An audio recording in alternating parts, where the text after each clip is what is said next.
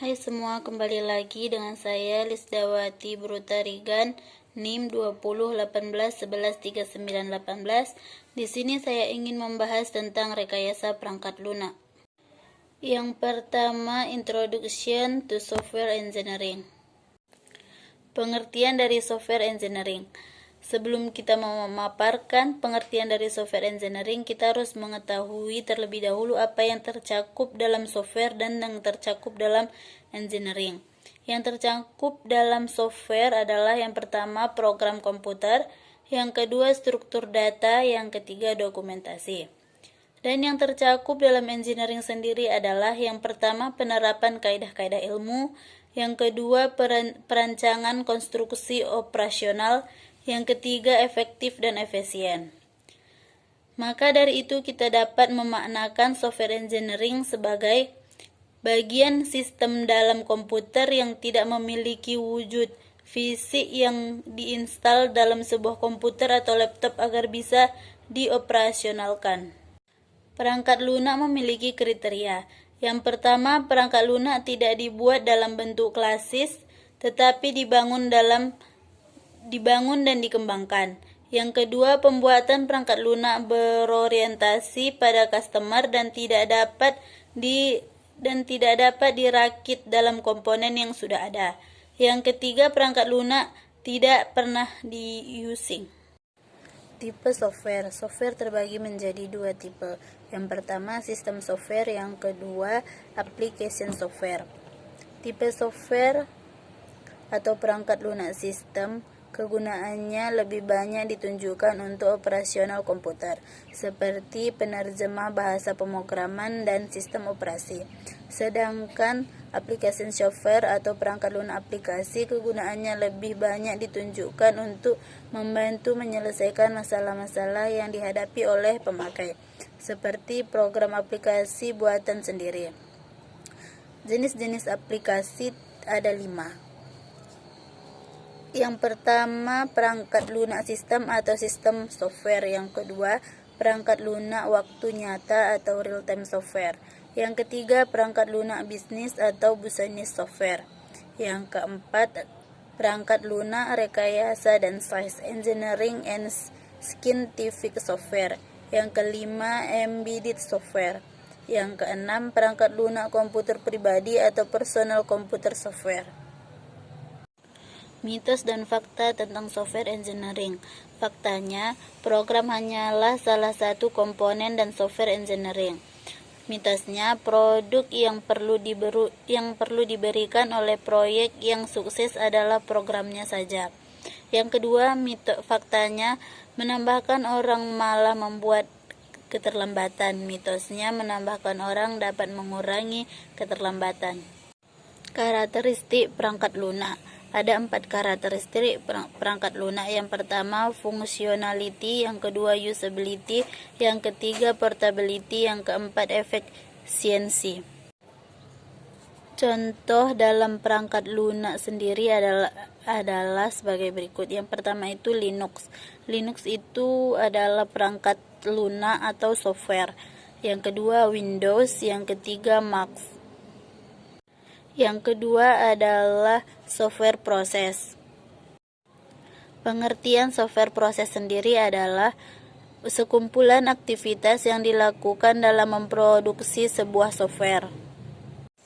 Sekumpulan aktivitas software proses. Software proses terbagi menjadi 4 aktivitas: software specification, software validation, software development, dan software evaluation. Software specification adalah dokumen yang dibuat ketika deskripsi detail dari semua aspek perangkat lunak yang akan dibangun terspesifikasi sebelum proyek dimulai. Perlu dicatat bahwa SKPL formal tidak harus dalam bentuk tulisan. Software validation adalah proses pemeriksaan bahwa perangkat lunak memenuhi spesifikasi dan persyaratan memenuhi tujuan yang diinginkan. Ini juga dapat disebut sebagai kontraktor kualitas perangkat lunak. Sedangkan software development adalah proses pengembangan tersebut meliputi pembuatan desain, deploy, dan support perangkat lunak yang dilakukan menggunakan bahasa pemrograman. Software evaluation, pengembangan berkelanjutan dari perangkat lunak setelah rilis awal untuk mengatasi perubahan pemangku kepentingan dan atau persyaratan pasar. Ada 5 proses software. Yang pertama, communication. Melakukan komunikasi dengan stakeholder untuk menyepakati tujuan kebutuhan yang harus dipenuhi serta fitur atau fungsi yang diharapkan. Yang kedua itu planning. Membuat rancangan pekerjaan apa saja yang dilakukan software project plan dengan mendefinisikan tugas teknis sumber daya yang diperlukan luaran atau output dan juga resiko yang mungkin ditemukan. Yang ketiga, deployment. Menyerahkan software kepada user untuk digunakan. Yang keempat adalah modeling. Modeling membuat berbagai model perangkat lunak untuk dapat menjelaskan kebutuhan atau requirement dengan baik dan juga rancangan yang bisa memenuhinya. Yang kelima, instruction. Membangun software sesuai rancangan termasuk coding dan testing. Model prototyping yang sangat membantu proses pembangunan perangkat lunak. Ada 3. Yang pertama itu pengumpulan kebutuhan. Developer dan klien bertemu dan menemukan tujuan umum dan mengetahui tujuan umum, kebutuhan yang membutuhkan dan gambaran bagian-bagian yang akan dibutuhkan berikutnya. Yang kedua, evaluasi prototipe. Klien mengevaluasi prototipe yang dibuat dan digunakan untuk memperjelas kebutuhan software. Yang ketiga, perancangan. Perancangan dilakukan dengan cepat dan rancangan mewakili semua aspek perangkat lunak yang diketahui dan rancangan ini menjadi dasar membuat prototipe. Yang ketiga, requirement engineering. Pengertian dan kebutuhan software engineering. Pengertian requirement engineering sendiri adalah proses di mana persyaratan untuk produk perangkat lunak dikumpulkan, dianalisis dan didokumentasi dan kelola di seluruh siklus hidup rekayasa perangkat lunak. Sedangkan kebutuhan requirement engineering sendiri, kebutuhan yang tidak mencukupi, tidak konsisten, tidak lengkap atau ambigu mempunyai dampak yang kritis terhadap hasil kualitas perangkat lunak tersebut. Perbedaan antara customer dan end user. Customer adalah orang yang meminta pembuatan software dan mengkoordinasikan dan untuk membuat proyek, dana untuk membuat proyek, atau yang membantu pembuatan proyek. Sedangkan end user, orang yang menggunakan software yang telah dibangun untuk mencapai beberapa tujuan bisnis, contohnya seperti karyawan. End user ini sendiri atau yang menggunakan sistem. Seberapa pentingnya requirement engineering? 1. Jembatan menuju analisis dan desain dan juga konstruksi. Yang kedua, bagian tersulit dalam pengembangan sistem software adalah menentukan apa yang harus dikembangkan. Yang ketiga, tidak ada bagian lain yang begitu mempengaruhi hasil sistem jika terjadi kesalahan. Yang keempat, requirement modeling.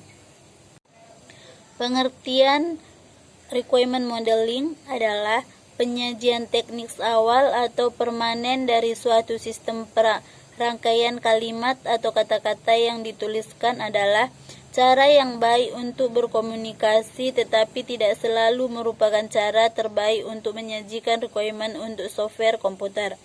Requirement modeling menggunakan kombinasi berbentuk teks dan diagram untuk menyajikan requirement dengan cara yang relatif, mudah dipahami, dan yang lebih penting langsung digunakan untuk mereview kebenaran, kelengkapan, dan konsistensi dari requirement. Requirement model dalam perangkat lunak dapat dibagi menjadi 4 kelompok. Yang pertama, skenario based model. Contohnya itu use case. Yang kedua itu use stories. Yang kedua, class model, contohnya collaboration diagram dan classes diagram. Yang ketiga, flow model, contohnya DFD dan data models. Yang keempat, behavioral model, contohnya state diagram dan sequence diagram. Tujuan utama requirement modeling. Yang pertama, menetapkan serangkaian requirement yang dapat divalidation setelah software. Yang kedua, menggambarkan apa dibutuhkan customer. Yang ketiga, membangun dasar untuk pembuatan rancangan atau desain software. Yang kelima adalah practical essence of project management and e-commerce. Pengertian di sini terbagi menjadi dua, satu pengertian project management dan yang kedua pengertian e-commerce. Pengertian project management adalah mencapai sasaran dan tujuan proyek dengan menyadari adanya batasan-batasan yang telah dipahami sebelumnya. Pada umumnya, batasan-batasan itu adalah ruang lingkup pekerjaan, waktu pekerjaan, dan anggaran pekerjaan. Sedangkan e-commerce adalah merupakan kumpulan teknologi atau aplikasi dari bisnis yang menghubungkan perusahaan atau perseorangan sebagai konsumen untuk melakukan transaksi elektronik atau pertukaran barang dan pertukaran informasi melalui internet atau evaluasi atau jaringan atau komputer lainnya. Contohnya seperti m-banking. 10 aspek di dalam project management. Yang pertama biaya, yang kedua sumber daya manusia, yang ketiga integrasi, yang keempat kualitas, yang kelima ruang lingkup proyek, dan yang keenam waktu. Yang ketujuh komunikasi, yang ke-8 manajemen resiko, yang ke-9 proserumen, yang ke-10 manajemen stakeholder. Komponen project management. Definisi sederhana lainnya tentang project management adalah cara untuk menyelesaikan sesuatu dalam bisnis. Bukan sekedar menyelesaikan sesuatu saja, tapi ada 3 komponen yang selalu mengiringi proses tersebut. Yang pertama, scope atau plan, merujuk pada segala kemungkinan perubahan atau inovasi yang bisa saja muncul di tengah penyelesaian proses pengelolaan. Yang kedua, cost atau biaya, tentu berbicara mengenai jumlah pengeluaran yang perlu disiapkan dalam pengerjaannya. Yang ketiga, time atau waktu, yaitu seberapa lama durasi waktu yang dibutuhkan sebuah perusahaan dalam menyelesaikan proyek. Yang keenam, traditional life cycle vs agile development. Perbedaan pengertian waterfall dan agile. Waterfall merupakan suatu metode manajemen proyek yang sudah relatif lama. Waterfall menentukan pada sebuah desain proses yang berurutan, yang dalam prosesnya terlihat seperti liaran air terjun. Dari proses perancangan konsep, analisis proyek, inisialisasi proyek, desain, pembuatan sistem, testing, implementasi, dan perawatan. Sedangkan Agile adalah kumpulan dari metode-metode pengembangan perangkat lunak yang berbasis pada iteratif dan inkremental. Metode Agile memungkinkan mengembangkan perangkat lunak yang memiliki requirement yang mudah berubah dengan cepat. Beberapa ciri-ciri metode waterfall. Yang pertama, proyek dibagi-bagi dalam beberapa fase yang saling berturut-turutan. Yang kedua, penekanan pada perancangan, jadwal, deadline, dan implementasi keseluruhan sistem. Yang ketiga, kontrol yang ketat dalam siklus hidup proyek dengan menggunakan bantuan dokumentasi tertulis. Kelebihan waterfall yang pertama, relatif mudah dimengerti dan mudah digunakan. Yang kedua, requirement dan sistem bersifat stabil. Yang ketiga, baik dalam manajemen kontrol. Yang keempat, bekerja dengan baik ketika kualitas lebih diutamakan akan dibandingkan dengan biaya dan jadwal atau deadline. Kekurangan waterfall. Yang pertama, semua kebutuhan sistem harus diketahui di awal. Yang kedua, interaksi sekaligus di akhir sistem. Yang ketiga, membutuhkan waktu yang cukup lama meski kadang proyeknya tidak terlalu besar. Yang keempat, perubahan requirement dapat berubah keseluruhan proses yang telah dilaksanakan. Kelebihan Agile. Yang pertama, proses iteratif dan instrumental. Yang kedua, requirement dapat berubah sewaktu-waktu. Yang ketiga, pelacakan requirement dengan melihat background produk. Yang keempat, keterlibatan user secara aktif. Kekurangan Agile. Satu, waktu perancangan proyek yang singkat. Yang kedua, interaksi dengan klien yang kadang terlalu berlebihan. Yang ketiga, membutuhkan manajemen tim yang terlatih. Yang keempat, Agile sulit diimplementasikan dalam proyek yang besar. Persamaan dari metodologi baik waterfall dan Agile bertujuan untuk memfasilitasi dan mengelola proses kerja tim untuk menyelesaikan suatu proyek. Ada 10 perbedaan antara metodologi waterfall dan Agile.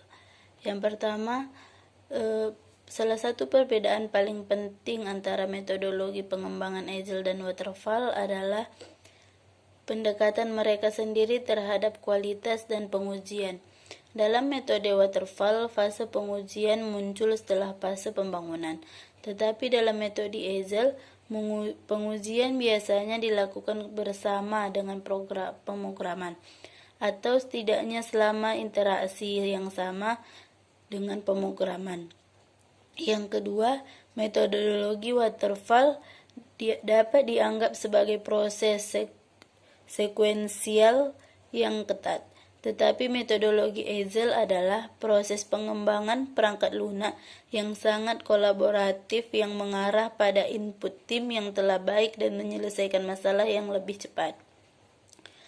Yang ketiga, metodologi waterfall memerlukan pola pikir proyek dan berfokus secara eskulatif pada penyelesaian pengembangan proyek. Sedangkan Agile telah memperkenalkan pada pola pikir produk yang bertujuan untuk memastikan bahwa produk yang dikembangkan memahami kebutuhan pengguna dan dapat disesuaikan jika kebutuhan pengguna berubah. Yang keempat, model waterfall paling cocok untuk proyek dengan persyaratan yang jelas dan di mana tidak ada perubahan yang diharapkan sama sekali. Pengembangan lincah mendukung proses di mana persyaratan diharapkan untuk berubah dan berkembang. Jadi, jika ada perancangan untuk pengembangan perangkat lunak yang perlu disetujui secara teratur dan yang harus mengikuti perkembangannya, teknologi dan persyaratan pengguna. Sedangkan Agile adalah pendekatan terbaik untuk diikuti. Yang kelima, air terjun adalah yang terstruktur dan seringkali itu bisa sangat kaku. Sementara metodologi Agile itu dikenal karena fleksibelnya. Yang keenam, proses pengembangan perangkat lunak dibagi menjadi beberapa fase. Perbedaan dalam model waterfall sementara metodologi.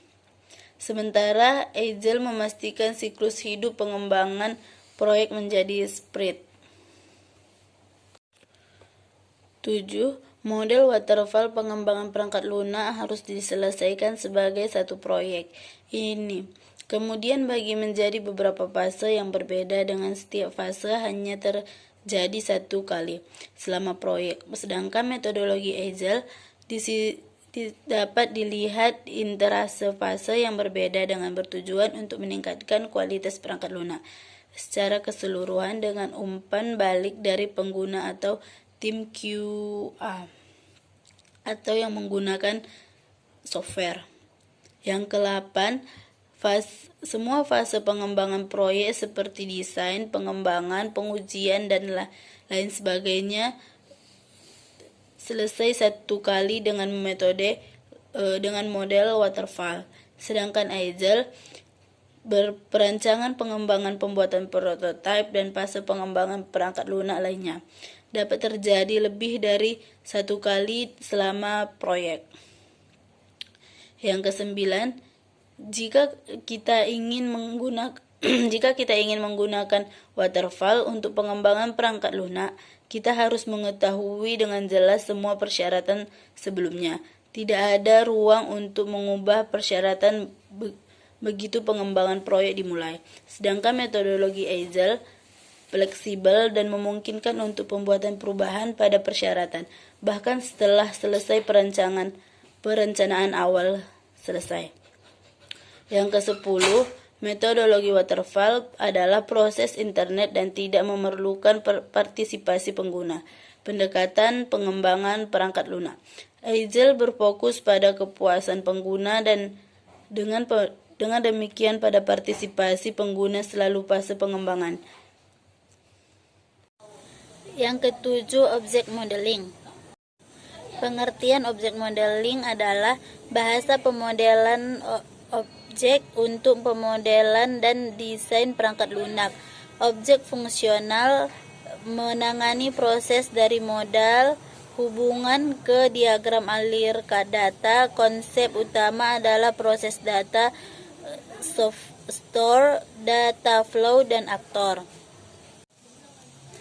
Perbedaan antara kelas, metode, dan atribut.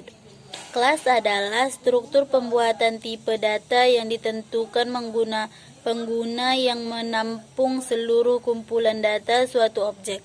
Jadi kelas pada dasarnya adalah template. Yang kedua, metode.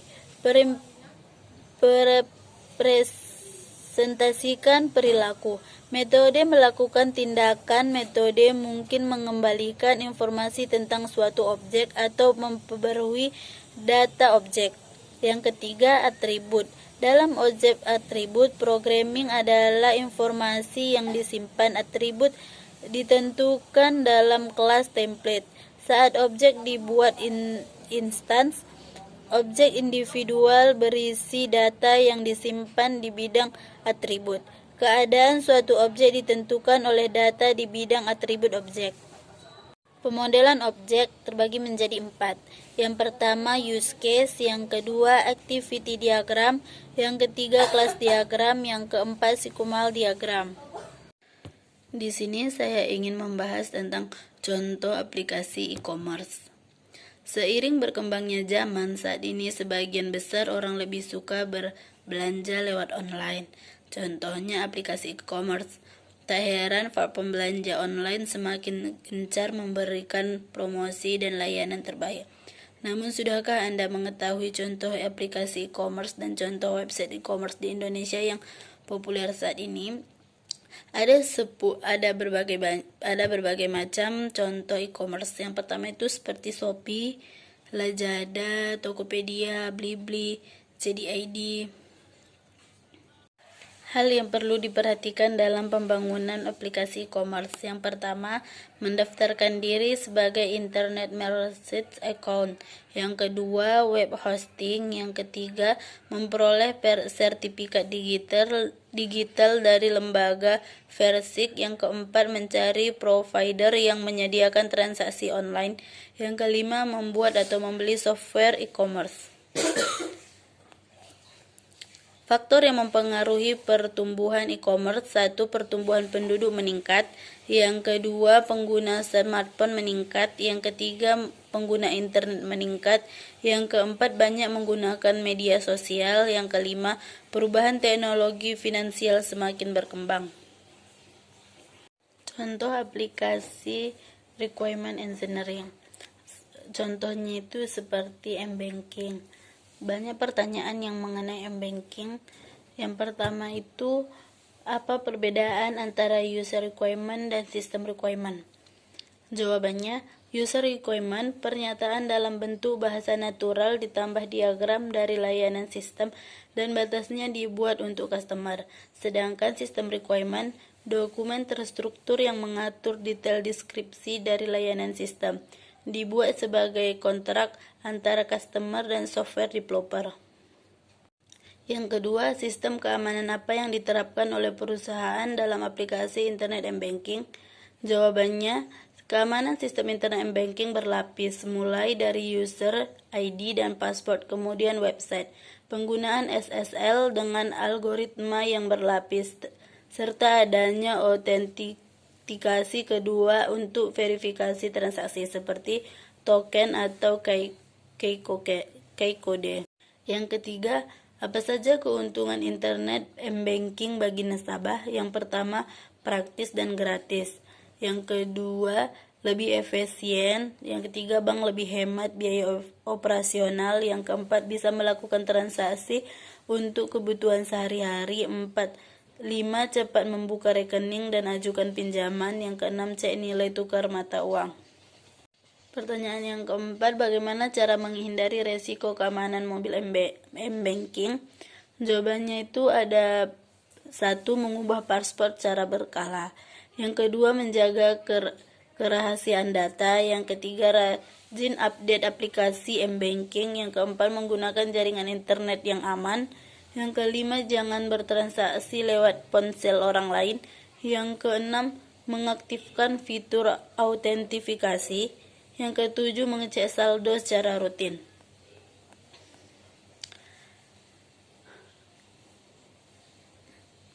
Apa kekurangan m-banking? Kekurangan m-banking dari pengguna m-banking adalah kejaminan data, rawan pembobolan, dan mengharuskan nasabah untuk memiliki akses internet yang baik. Kesimpulan. The first, software is electronic data that is stored in such a way by the computer itself. This stored data can be in the form of programs or instruction. Data will be executed by the command. As well, a record needed by the computer to carry out the commands it runs. To active this desired, a logical arrangement was designed. The logical that was completed was processed. Truth software, which was also called a program, and the data it processed. Processing in this software influences several things, including the operating system, program, and data. The software is arranged in such a way that the existing logical can be understood by the computer machine. The second importance of requirement modeling is software engineering. To validate software requirements, we need to examine that from a number of different points of view. First, we will consider requirement modeling from 3 different perspectives: scenario-based model, data or information models, and class-based models. Not some of another types of model. For example, are behavior then parents B-based model, flow-oriented models. Each person requirement in different dimension there increasing the probability of finding errors, inconsistency, will errors, or omissions. And third, in simple terms, the system can be interpreted as a collection or set of elements of variables that are manually organized in terms with its order and depend on its another quality. Information has three character names. The first assured. Information must be free from error. Information must be able to clearly reflect its meaning. Second, just-in-time. Information that arrives at the recipient should not be late. Third, relevant. The information submitted must be related to the problem that will be succeed with the information. Sekian pembahasan dari saya. Terima kasih.